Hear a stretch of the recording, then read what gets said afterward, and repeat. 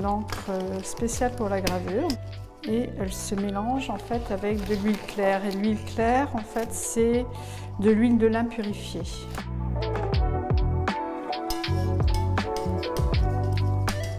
Ça a débuté en 1974 où je faisais une formation en fait, de textile et d'impression à Roubaix. Et la prof de textile était également prof de gravure. Et quand elle a vu mon graphisme, elle s'est dit la gravure, ça va lui convenir.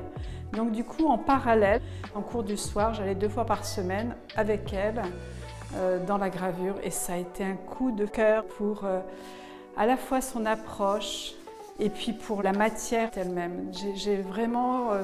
J'ai senti que c'était mon outil de travail.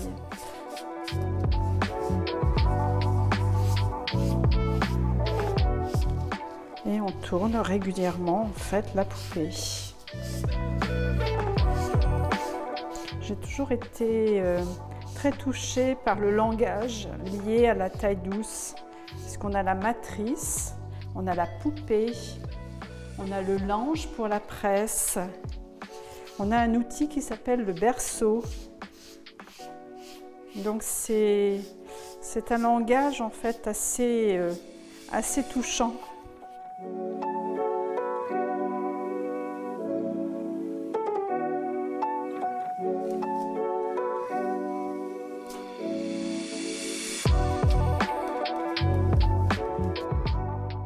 Alors moi je ne pratique que la taille douce. C'est une gravure en creux, donc c'est le creux qui est ancré et non pas le relief. C'est de l'estampe, ça fait partie de la famille de l'estampe. Dans l'estampe, il y a à la fois le bois, le lino. J'ai déjà pratiqué bien sûr tous ces médiums. Ça ne me convient pas. Et c'est pour ça que depuis 4 ans, je travaille exclusivement avec du cuivre. À la fois, il y a de l'incision avec la taille, mais il y a aussi de la douceur et ça me convient bien. Donc taille doucière, oui, je trouve que c'est un beau métier.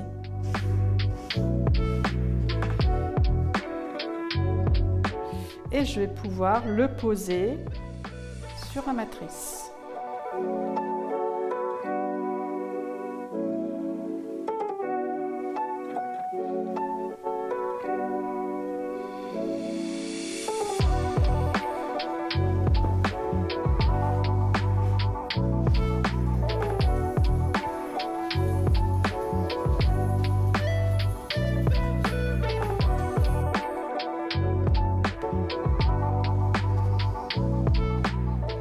Vous voyez, ces éclaboussures, moi, m'intéressent en fait.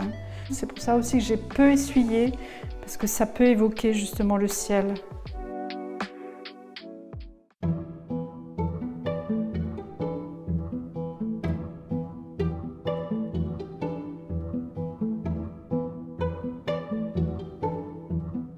Alors moi, c'est ma 2e saison à l'abbaye de la Prée.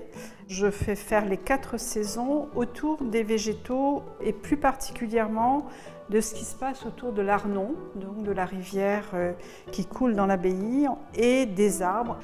C'est ce qui m'a accompagnée déjà en octobre et qui m'accompagne cet hiver.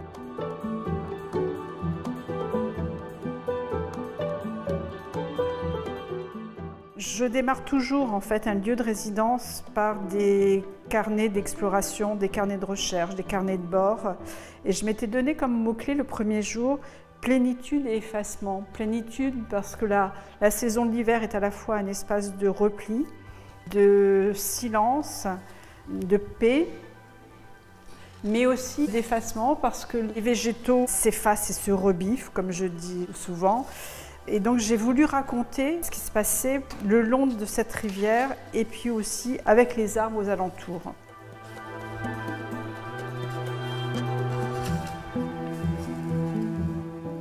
La nature a accompagné mon enfance et puis je ne me suis jamais penchée sur ces éléments, sur ces formes, sur ce que ça pouvait m'évoquer. Et donc j'ai eu envie, quand je suis rentrée pour la première fois dans ce lieu, eh bien j'ai eu envie de le raconter, de raconter ce que ces émotions liées aussi à ce que j'avais vécu dans mon enfance eh bien, me procuraient.